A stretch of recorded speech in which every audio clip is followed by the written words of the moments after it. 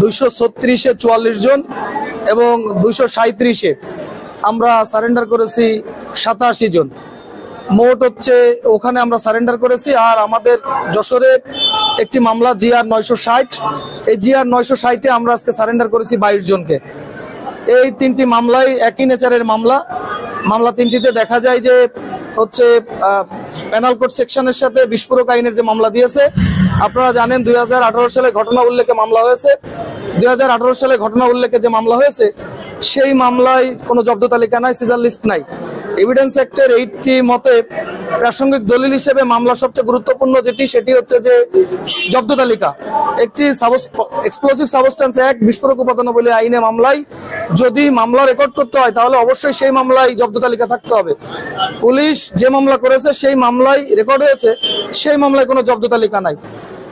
তৎপরবর্তীতে যে মামলাগুলো হয়েছে প্রত্যেকটি মামলায় দেখা যায় পেনাল কোড সেকশনে মামলা আছে, সেই মামলায় 323 বা 324-25-এর মতো ধারার উল্লেখ আছে, কিন্তু সেখানে কোনো মেডিকেল সার্টিফিকেট নাই।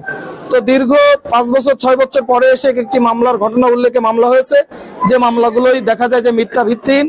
আমরা এই মামলায় আমরা সারেন্ডার করেছি, যেহেতু বিস্ফোরক উপাদানাবলী আইন থাকার কারণে মামলায় আমাদেরকে জামিন প্রদান করে নাই বিজ্ঞ judicial magistrate, senior judicial magistrate. আমরা এই মামলায় জজ কোর্টে যাব। আমরা আশা করি, প্রত্যাশা করি ন্যায় বিচার পাবো।